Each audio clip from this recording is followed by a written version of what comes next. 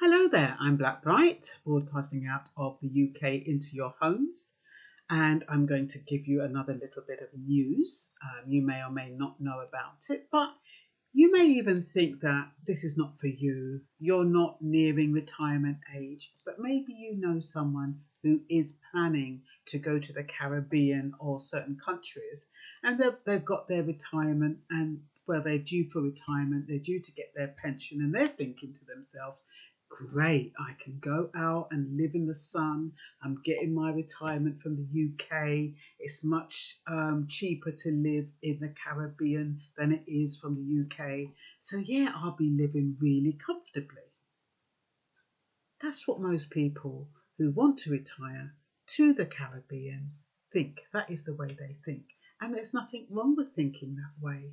The only thing is that because you're not ordinarily resident in the UK, you are entitled to your pension, but you're not entitled to the increase. You know, the annual increase everybody gets who's on a pension.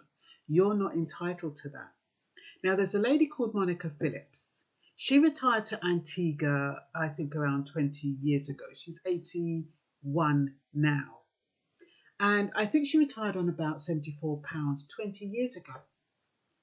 She'll still be getting that £74 as opposed to the going rate now, which is £175.20. That is where it seems unfair. The reason why that happens is because Antigua and a few other islands, which I'm going to name, do not have a reciprocal social security agreement with the UK. Jamaica does, and I believe Barbados does. So if you were to retire in Jamaica, you're going to get those increases. But you retire to Canada, even Canada, they have a social security agreement, but I don't think it's reciprocal, nor New Zealand. But there are quite a few islands where they do not have a reciprocal agreement with the UK, which means they're not going to get the annual increase on their pension. And that means their standard of living will drop. Unless, of course, they can claim locally.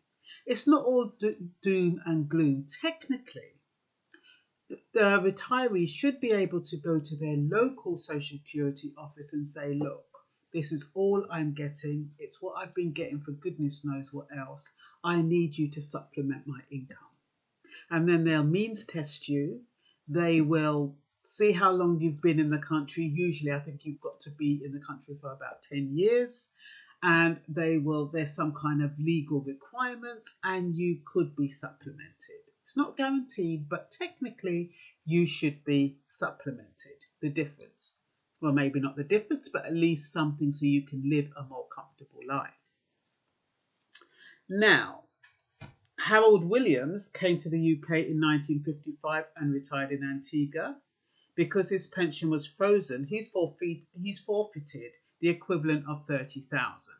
They've worked that out because they haven't said when he retired in Antigua.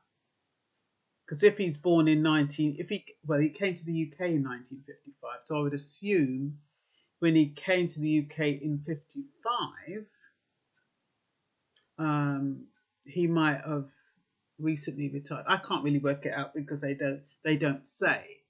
But it does look like he retired in Antigua a number of years ago and was getting his pension, but because he doesn't get the increase, the equivalent of loss is 30,000. So, the countries affected by a frozen pension are Antigua, Trinidad and Tobago, St. Lucia, and Grenada. Why? Like I said, because they don't have a reciprocal social security agreement with the UK. So Jamaica and Barbados do, therefore their pension will increase with inflation. I've mentioned that before anyway. So the EU, of course, the UK does have a reciprocal agreement with, so all those people who are retiring Spain, they're absolutely fine. Their pension will increase with inflation. So freezing pensions of those in the Caribbean affect 1,300 living in Trinidad and Tobago, 300 living in Antigua, 800 in St. Lucia, and there are hundreds spread across the islands such as Montserrat, Anguilla, St. Vincent and the Grenadines, and St. Kitts and Nevis. So all of those other countries will not be seeing an increase, an annual increase. So they have to plan ahead. When they leave, they'll have to be thinking, well, look, supposing they retire next week, I'm getting £175.40. That is what I'm going to be getting permanently until I die. So there are over 500,000 Britons living in more than 100 countries around the world who are losing out as a result of the frozen pensions policy. That is too expensive to update. Can you imagine trying to update that and giving everybody an increase, an inflationary increase? It just wouldn't work. So as far as the UK are concerned, and you can understand it, they have no loyalty to people who leave the country.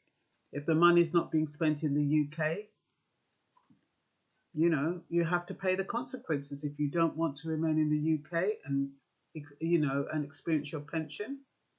As far as they're concerned, other countries may not rise in inflation the way the UK does, so they can't pay a standard rate across the board, I would think. So those who retire to a country that do not have reciprocal agreements like Australia, Canada, South Africa and New Zealand, they'll have their pension frozen from the date the individual leaves the UK to retire in the country of their birth or ancestry. However, if you retire to the EU, USA, Macedonia, Samoa, and other countries that have a reciprocal social security agreement, pension will increase with inflation. I know I'm repeating myself, but it needs to get in the head.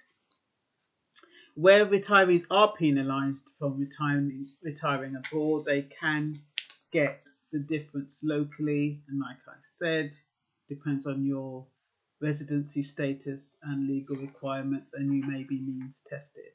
State pension is payable overseas, but where someone is not ordinarily resident in the UK, there is no entitlement to an annual increase. So they've got this petition going around saying, all these people, all these Windrush people who are supposed to should get the increase, they're being doubly penalised and all that. If you're retiring, I think it's different if you're deported. I think if you're deported, but then they'll say if you're deported, you lose all your benefits anyway. But supposing you're being told to leave, you're wrongfully deported because of this Windrush situation, I think you should get your full pension and the increase.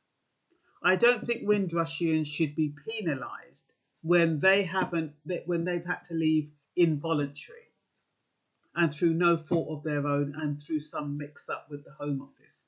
I think those kind of pensioners should get full pension and should get the increase. And I'm sure there's not that many, and I'm sure those people could be identified. So I don't know if the petition is focusing on those that particular section, or whether it's blanket across the board. If it's just for the Windrushians, they may have a case. If it's across the board, they won't have a case. So countries that have a reciprocal agreement, I think I've said this, haven't I?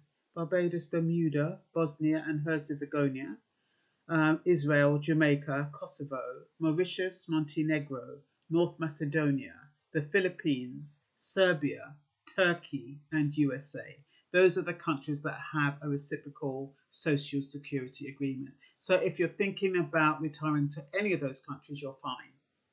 As of now, laws change. But as of now, if you want to retire to any of those countries, you will get an inflationary increase every year. And I'm going to leave it there. Short and sweet. I like your comments. What do you think about them? Freezing pensions of those who have decided to retire abroad. Do you think that they should freeze them, or do you think that they're entitled to it regardless of where they live, and the increase shouldn't be frozen? Just like your thoughts. You can put them in the comments. Don't forget to subscribe. Bye.